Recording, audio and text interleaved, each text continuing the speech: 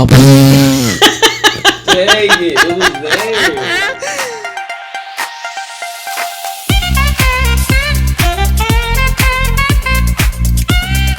How's everybody doing today? Back on the podcast. My name is Mason, and my dream car is a Lamborghini. My name's Todd. My dream car is a Porsche. Ooh. And this is What Are We Talking About? And this is a special one. These are the questions y'all submitted. This is actually a pretty fun one. I'm not gonna lie. We're excited. Yeah. We'd like you guys to participate more next time. Yes. But it's fine. The Q&A was on Instagram?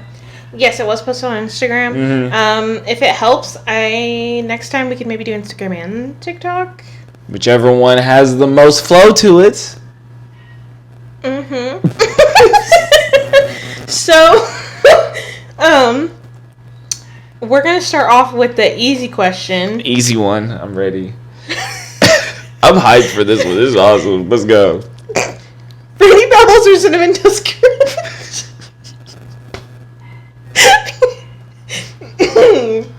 I really got to dissect this, though. I'll play. You can go first, though. Oh, Cinnamon Toast Crunch. Yeah. You agree? Yeah. Well, I don't, bro. Hold up. Fruity Pebbles or Cinnamon Toast Crunch? Cinnamon Toast Crunch for sure, but we not gonna sleep on Fruity Pebbles. Fruity Pebbles do go crazy. Like, we answered it very quickly, but it is that quick, actually. Maybe. I personally don't have to think about that. It's definitely Cinnamon Toast Crunch. Cinnamon Toast Crunch is goated, but yeah. Not only is it delicious, you get the cinnamon milk at the end. Have you ever had chocolate milk with it? I've never had chocolate milk with my Cinnamon Toast Crunch? Yeah. I don't think chocolate milk needs to go in cereal. You think it should be a standalone? Absolutely. I love chocolate milk by itself. All time? At all time, standalone. Yes. Okay. I thought I had you flushed there a little bit, but nah, you got it. Stick to your point. I feel like that is your goal. Every time we hop on the pod is to get me. She's acting like I'm pitting her for her downfall. I'm not. I'm here. Support. Our next question. Let's do. If you could buy one thing right now, what would it be? One thing? One thing, right this second. Money is no object. What would it be?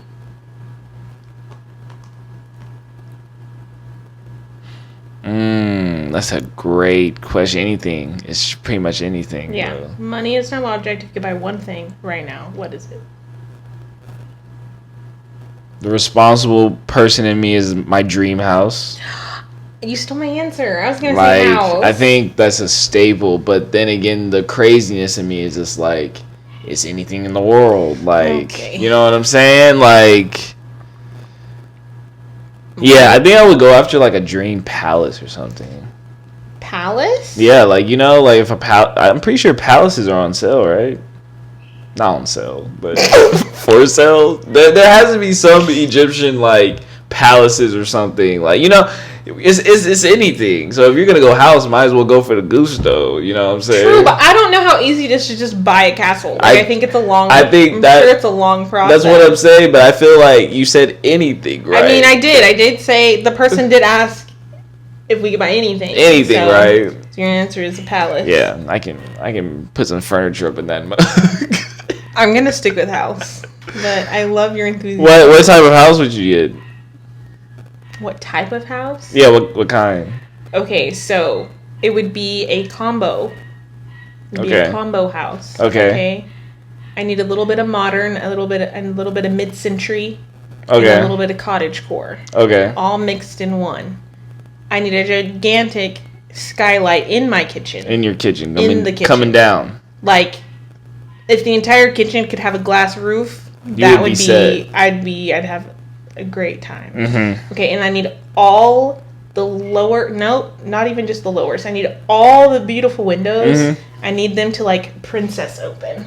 Oh, that's fire. So that I can have a great time with my windows. You showed me that. The windows that open from the inside. Yes, they're so cute. Sliding or something. Sliding up and down. Yeah, I want it to like...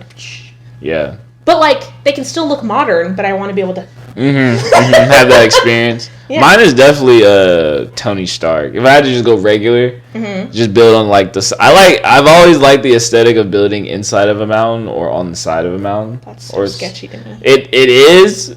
Because you are going to catch yourself on a couple angles with just glass, like looking out and being like, oh, man, if like a tremor or anything happens, I'm done. But I've always liked that aesthetic. Well, it's a good thing we don't live near that here. I mean, we can. So, since both of our answers involves places to live, I'm going to back up with this next question, is if we would ever consider moving closer to Houston. Oh, for sure.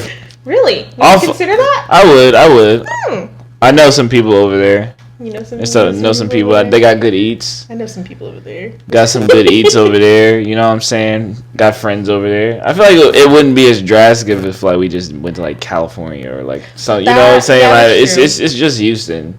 Not to demean Houston. not like it's just Houston, but you know what I'm saying? Like it's not that big not far fetched. And if the price is right, boy. I just want you to know that the person that asked this question, she's gonna run with that answer. I think, yeah. Oh, I think I know who it is. Okay. Next question: how did we meet, and what led to us eventually dating? It was a setup. Twice. Okay. It was a setup. From the start. First of all, it was really an arrangement. It was an arranged relationship. It was an arrangement. So I guess I'll just say my side, and then you can say your side, and then y'all can just see it come together as we did. Right. So, I think you should go first. Why should I go first? Since you can talk about the background of you being already established, and then I can come in and say how I came into that already established environment. You know what I'm saying? Because if you want me to describe like how like my whole I feel like you need to give your family background first, and then I can insert where I fit into that, and then you can take it back over. It's got layers. You should start off. Okay. Who are you, Mason? My name is Mason Smith, and I grew up in Frisco, Texas. So that means I haven't grown up around my family in East Texas. Where's your family from? They're in East Texas, and Longview, Texas, and Hallsville, Texas. A little mixture of all of that. So basically, we own land down there, and from that land, it stems into a small church that sits on the ground. So all my family floods to this church. At some point, she went to that church as a little youngin', and they kind of grew up, and she got accustomed to my cousins and things like that. And so they were all cool. Like, everybody else knew Tatiana before I even knew about her. Yeah, so the pastor of that church, his wife and my mom worked together. And so I think I was like 8 or 9 when she invited us as a family to go to church there. And then the rest is history. It's not history. Yeah. We started going to church there, and that became our church home. And I went to church there all the way up until I graduated high school. Which is That's a couple years. That's like 10 years. 10 years. 10 years of just getting to know my family, and I was in Frisco, Texas. So, while I was up there, and I was up there doing my thing, I think it was like around COVID, like the very beginning of COVID kind of thing. Basically, I was coming back from college, everybody shut all the schools down, and my auntie kept praising about this woman. I was about to say little girl because I was about to say as you grew up because you've been there for like 10 years. Yeah. But yeah, the woman, and she was just like, Mason, you should really go after all this stuff. And I was just like, I just need to finish my studies, things like that and all that. But then she was so perseverant, and then she showed me pictures, things like that. So I got the whole scoop about Tatiana before she even knew. And that's why we say it was arranged, because my auntie orchestrated the whole thing. So then I sent a Facebook message on April 5th, 2020. You have the receipts? I pulled it up, yeah. Jesus Christ. I sent a Facebook message and just introduced myself and that I wanted to get to know her and things like that. But it was a long paragraph. I was smooth with it. I promise you, I was smooth. So after that, I think your mother, I guess you can describe how, because you just received the text. Right. So I received Mason's Facebook message, And Mason's aunt that was hyping me up was my church mentor, and so she was also in cahoots with my mother. Okay, see, this is again why we call it an arranged relationship. An arranged relationship is because they conversed, okay, and my mother came to me telling me that you asked about me. Yes. Yeah. But I mean, I guess. I mean, you did, but like you didn't at the same time. Right. Like you asked about me after you kept hearing about me. Right, like they planted the seeds. Right. Yeah. And so basically, my mom made me answer. She made me answer, but it was fine. I mean, like I said, the message was smooth. It was nice.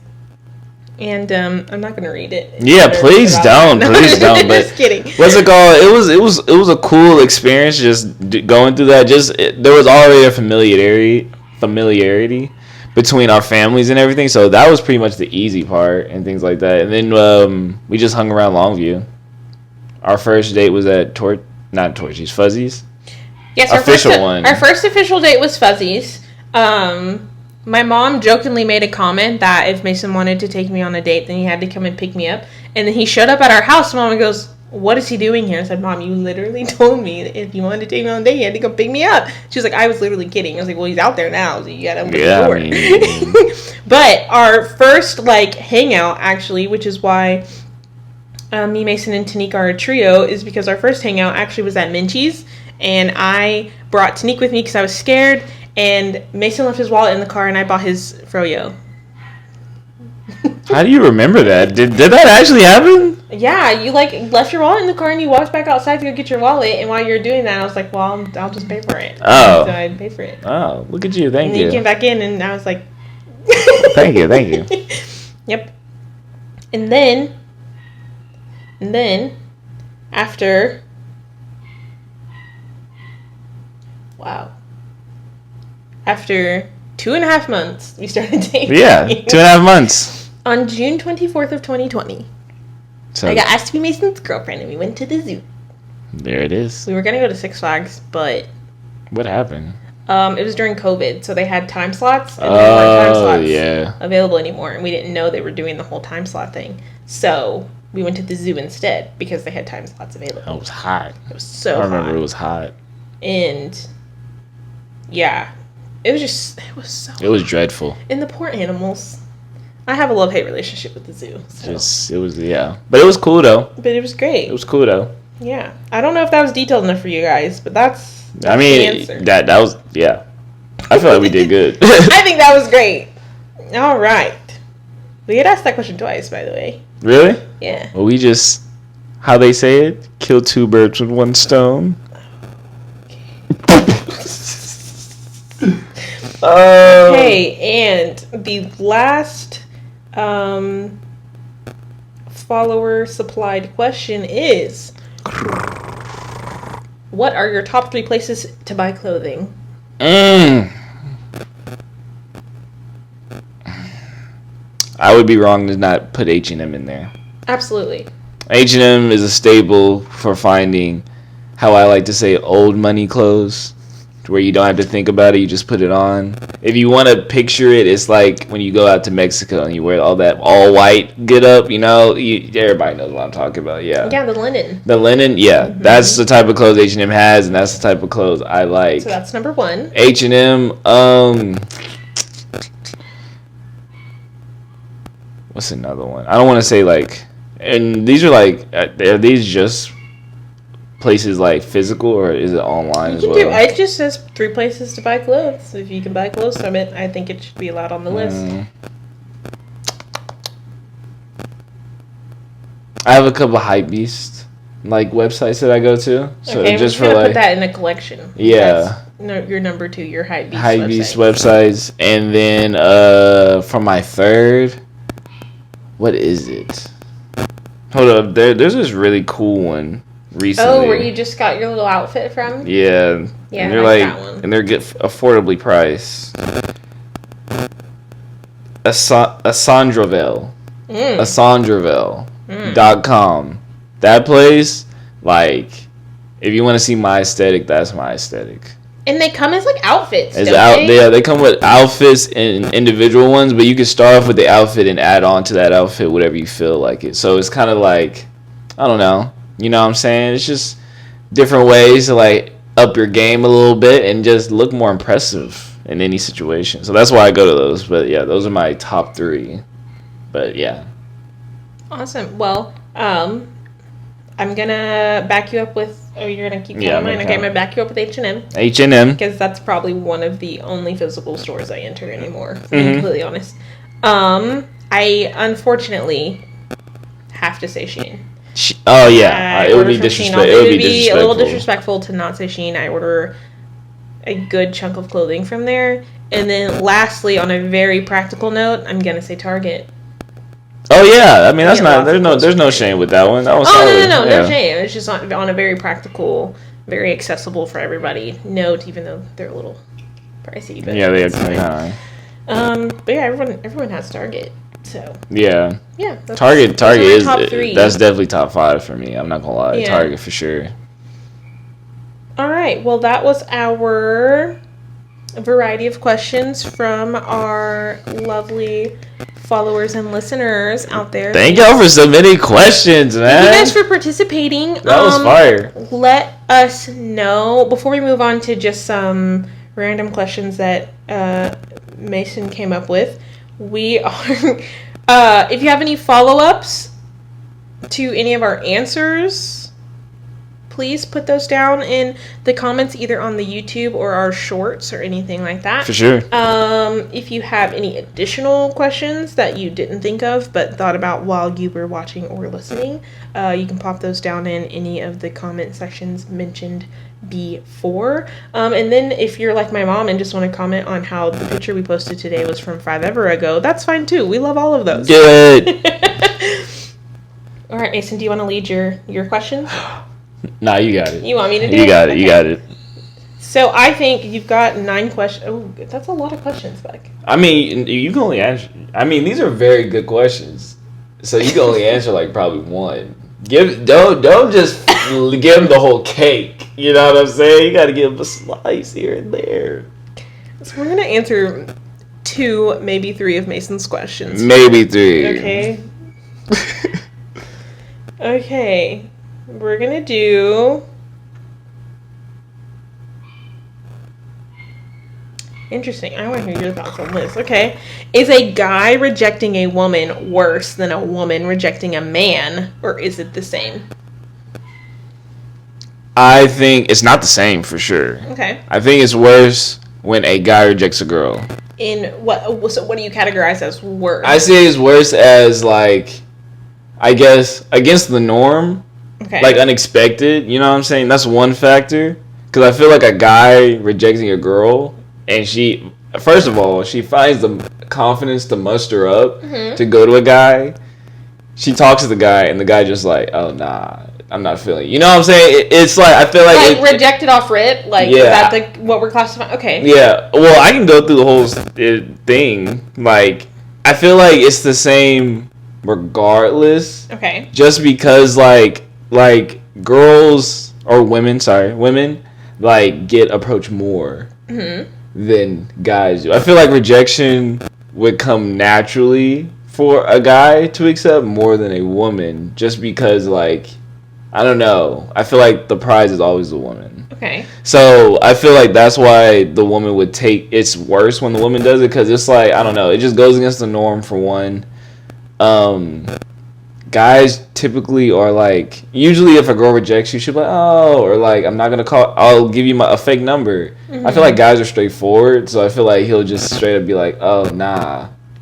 And it's kind of like, all right. And you know what I'm saying? It's like one of those things, like, I feel like it's more straightforward with the rejection. And like, I don't know. It's just, yeah, I feel like my third one just because it's the standard. Like, that girls usually reject guys. Okay. Yeah. I feel inclined to agree, especially on the like work up the courage bit, because again, agreeing with you, not only is it the social norm, but I feel like as women we're also kind of taught not only that we are the prize, but also like it's one of the ways to like decipher like a man of caliber, whatever that caliber is for you, but in the way that they approach or speak to you initially. So I think I agree with you there. And then I think also just an observation, but also like obviously experiencing it. It's like the reason why like women are kinder with their letdown as opposed to men being more straightforward is like men don't necessarily, for the most part, men don't necessarily have anything to fear when they reject women, whereas for us, we do. So we always go with the nice, kinder route, kind of, for lack of a better word, like deception, as like a defense or protection, whereas I don't think men have to think about that. Yeah, fake numbers number one on y'all's list. Y'all give out some fake numbers, bro. One. Or I give out fake numbers. I have a boyfriend. I've even gone so far as to have a fiance. The YNs have started nullifying that I have a boyfriend line. They have? Yes, they've. So you can't have friends. It's in the streets. In the grapevine, these young. Grapevine. That's what I'm saying. I heard that if you say I have a boyfriend, it doesn't always work. They'll be like, can he fight though? That's one of them. And then at that point, you just like he can. And then now he's like, well, I don't. And he pulls out a gun. That's what I'm saying. Like, there's no winning against the YN. That's all I'm saying. Who created these things? They spawned in around, what was it? It was around 2020. Because we didn't have these in 2016. That's all I got to say. Around 2020, that's when they started. They just spawned. In an incubator. They're the real COVID-19. Yes. They escaped from... They distracted us with the actual shots of COVID in the lab off the coast. They're actually creating YNs this whole time. That's all I have to say. Okay. That's all I have to say. Wonderful.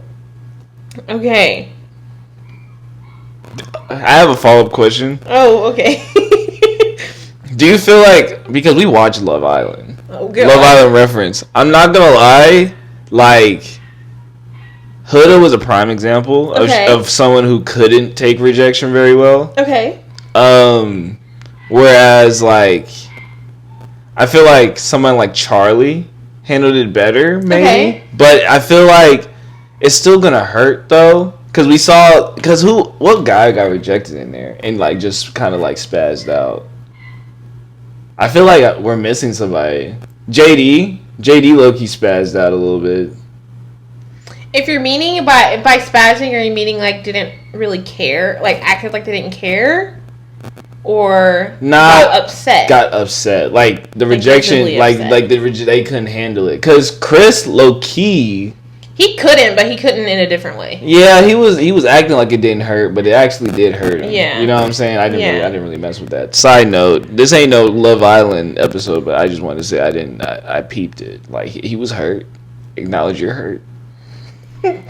I think it may have been JD, but I'm not positive, so I can't give a name to that. So you would only just classify as Huda as like the one who actually didn't take rejection well? I mean, I don't know if I would necessarily say she's the only one.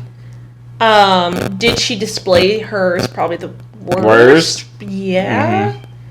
But you could argue, obviously, that we don't know what goes down all the time. We argue with the events of like Taylor and Alandria that Alandria didn't necessarily take it well either, but in the way of like not picking up on the rejection hints, in the sense of like I feel like in a way could Taylor have done better with making it known what he wanted? Absolutely. Yes. But I do feel like there were the subtle hints that he was trying to nicely do to get her to catch on, and she didn't. So I feel like that still is, in a way, not handling rejection well, because you're not picking up on those, like, societal cues of, like, I'm trying to be nice, but I'm not interested. Right.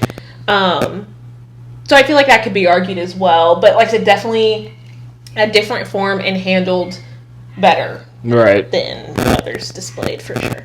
Cool. Yep. Let's see. Why is this question on here? What you be? What question is At what age should you delete Snapchat? Oh, yes, sir. Here's some real answers. I feel like once you hit 25, I feel like that's... You think so? I feel like 25 is a hard cutoff for Snapchat.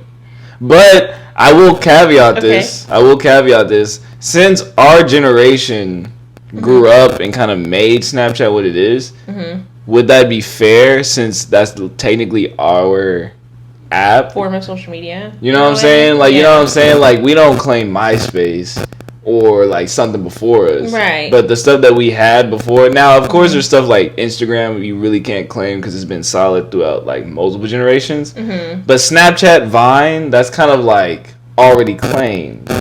So would you classify Snapchat as like it's all right to have past 25 because it's our app kind of thing? The reason why I justify still having Snapchat for me personally is, one, I post a nice little story for my friends to see. And by the way, like when I say friends, like I mean like I went through my Snapchat and literally probably have 10 to 20 people on it that can see anything I see, and that includes like yours is still active, so you're just on there. But even though I know you don't look at it, it's like it's not like you deleted your account; it's still there. But like you're on there, like my mom, my sister, my friends that I'm still close to, and then like a couple family members that I kind of communicate through Snap and stuff like that. That's literally, like I said, it's probably maybe max 20 people, maybe 25 if you want to give it. And then the other reason I still keep it is because all of my Snapchat memories, they're in the app. But and I feel like trying to, I mean, you can export them all, but I feel like exporting them all would be a lot to do when they're already stored somewhere that I could just go and find it. Yeah. Like, just a second ago, though I obviously know when we started dating, but I fact-checked myself just so I'm not wrong. I did that for Snapchat just then. When I was talking about when the photo of our very first, like, photo of us dating is in my Snapchat. It's not in my phone photos, because I got a new phone and I restarted all my photos, but it's there. So it's like I won't ever lose any of that stuff. So, I mean, I feel like you can use it for whatever you want to use it for. In reality, I really don't think it's an issue. I wouldn't say it's like, I don't feel like it's like immature or whatever. Like, I feel like as long as, and that's with all social media, I feel like as long as like you're being appropriate to yourself and to the people you care about, whether that be relationship, family, or whatever, I feel like any form of social media could be seen as childish or okay, if that makes sense. So. Yeah, this is going on Instagram for sure.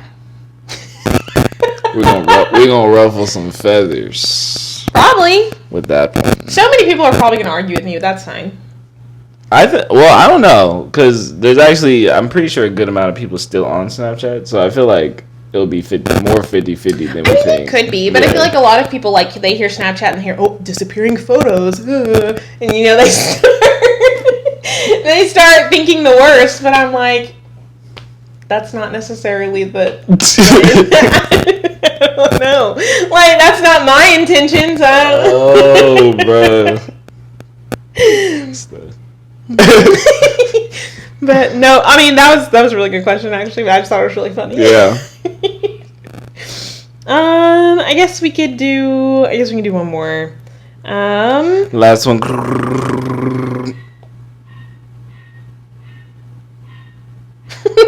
Let's do. I actually think you asked this the other day. I think you asked me this the other day. Actually, really? Yeah. Has anime surpassed regular TV in recent years? Oh, yes. And what I mean by this is popularity nationwide. Like, there's an anime epidemic right now. I'm not gonna lie. Okay. Like, more mainstream people are into anime in our generation now. Like, I feel like it's permanent. Like, people know who Gojo is. People are going to movie theaters to see Demon Slayer.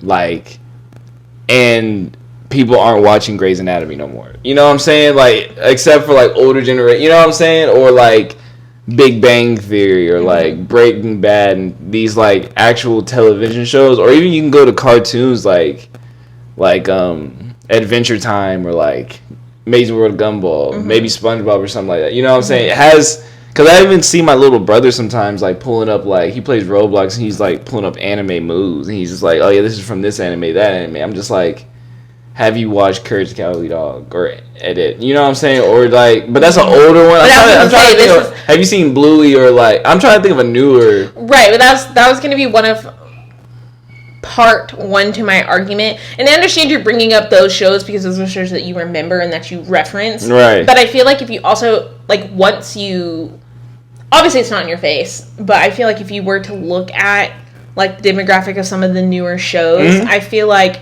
with as much as I watch TV, I would argue that it's not the fact that it's more popular and more people are watching it now. I feel like the way things have moved in our society, more people are okay with admitting that they watch it.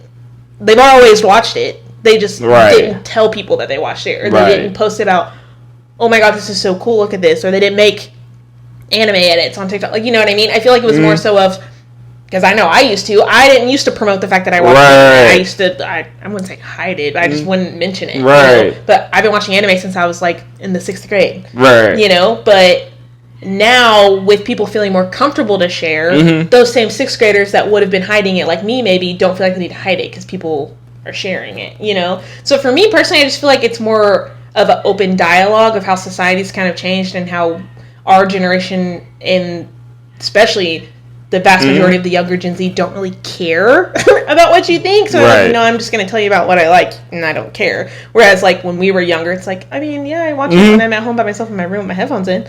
So I guess a caveat question, has anime always been more mainstream than TV shows then? I would still say no. So you're saying regardless, cartoons and regular TV shows are still more relevant than anime? Yeah, I'd say anime's maybe working towards it, just because, like I said, now that it's so prevalent, so many people do talk about and admit that they watch it, that it does open the door for younger kids who didn't know what it is to get into it and watch it on their own, to where, like, eventually it could be just I don't know if it'll ever be more mainstream than just normal television, but I could definitely see it getting to be as mainstream as the TV shows we watched on Cartoon Network. I could see that happening. I don't think we're there yet, but I could definitely see, like, the change in the momentum for sure. For sure. Like you said, it is a lot of times now where you can make a small reference and, like, or I can walk around the mall and see, like, 1 million kids in an anime shirt and then, like, I would have never seen that when I was like, I have that 100x100 credit card. People mention that people always do this. Like, literally everybody at the counter is just like, oh, 100x100. I'm like, yes. I've had people ask me where I got that 1 million times. Yeah. Like, so maybe one day anime, but I don't know. I think I agree with you, because... And also, you think you have to...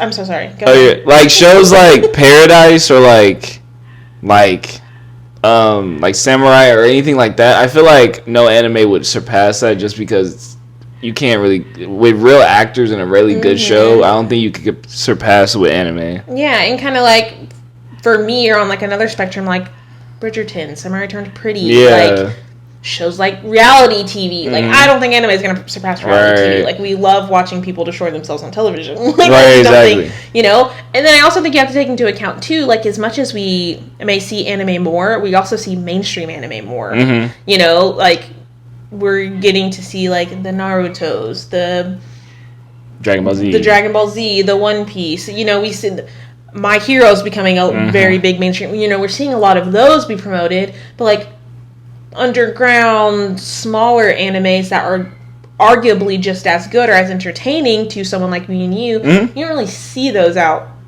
as much as, like, smaller TV shows, I feel like, get more notoriety or notice as opposed to, like, smaller anime. Right. So I feel like that's where it's still, like, a little bit behind, but, like, it's working its way up for sure. Got you. I have another question. Well, I can't ask you this question. You haven't seen the other animes.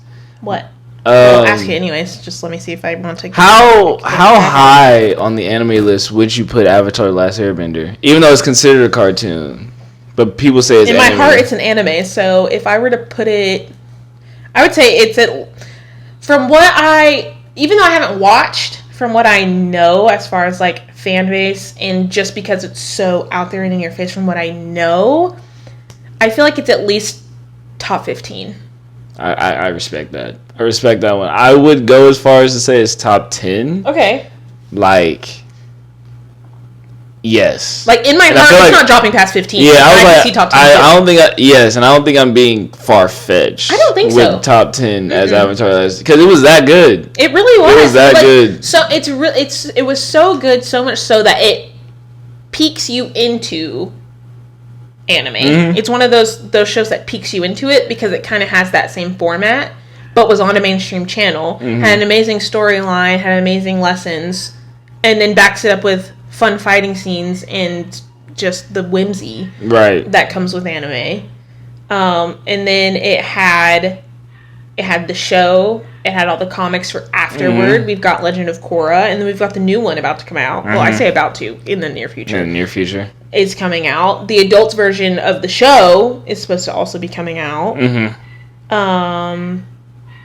Like I said, I was giving it a little grace for those people that probably argue with me by saying 15, but I can definitely see it being top 10 for sure. Yeah, it's 10. Because, of course, you have the automatic people who say Dragon Ball Z, Bleach, Naruto, One Piece, Hunter x Hunter. And then in no particular order, guys. No particular order. But then you can go to, like, did I already say Jujutsu Kaisen, stuff like that? But or there's Attack on Titan, which is up there for a lot of people. I'm just going, this isn't my list. I'm just going off a general consensus. So that's 6. It's not, I'm sorry, but Jujutsu Kaisen is not better than Avatar The Last Airbender. And I'm not crazy saying that. I really don't think it is. Jujutsu Kaisen is not. But being completely honest, I've only watched season 1. I have not finished Jujutsu Kaisen. I don't really have the urge to finish. I might even go as far to say it's better than My Hero. On consistency. I'm inclined to agree. Because I did fall off of My Hero a little bit once they... Jesus Christ, I don't want to say spoilers, but midway after Lemillion lost his... I don't think it's spoilers at this point. The season's been over when Lemillion lost his powers, I feel directly after that, there was a dip in My Hero. To where they started doing regular stuff, they started actually becoming, like, a part of different, like factions. Yeah, I would say I'm inclined to agree for at least a good handful of episodes. And then it picked up once, like, the evil villains finally started making a move. Yeah, but I see what you're saying. Throughout Avatar, like, I don't know, you pretty much need everything. Like, everything has some substance to it, even if it was, like, them going into an underwater cave. There's no fighting or anything, but, like... Yeah. Aang and Katara had that moment. Like, you had, like, people across. You had Zuko side stories. Iroh had his own side story. There was a time where Iroh met Toph, and even that was meaningful. Yeah. Like, you know what I'm saying? Like, I feel like with My Hero, if Todoroki, Bakugo? Todoroki and Bakugo. Midoriya. All Might. And who is Todoroki's dad? Todoroki. Endeavor. I feel like if there was a certain 10 people that weren't on the screen, like I wasn't interested. Whereas in Avatar, you could have Katara and homie with the spear, the two hook sword, Jet. I was intrigued because how is this about to end? This man's about to blow up a bridge, kill innocent people, but Katara's over here can't even get past his physique and stuff like that. Talking about he's not that bad, guys. I'm interested in that, so that's why I say all that to put. I know that I went on a tangent, but that to say, I feel like I feel like some animes aren't better than Avatar. Yeah, I think it's top 10 for sure. I totally agree with you. Well.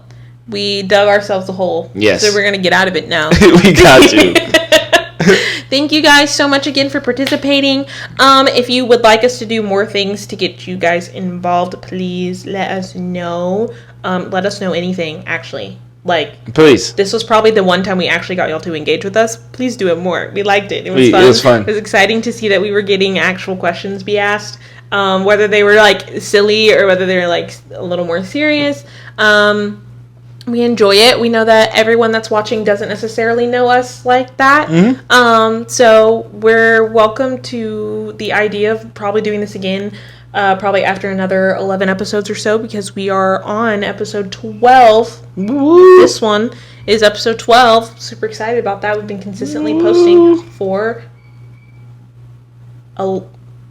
10 weeks. 10 weeks, yeah. We've been posting for 10 weeks. We have 12 episodes because there are 2 bonus episodes. That were posted on Tuesday. So, regular episodes on Fridays, anywhere between 1 and 5 p.m., posted on Spotify and YouTube. Bonus episodes come on Tuesday, posted on that same time frame. Follow the socials. Follow our socials. We are on Instagram and TikTok at WhatAPod. And that's it. That's all I got. That's all I got, too. Great job. Catch y'all later. Bye.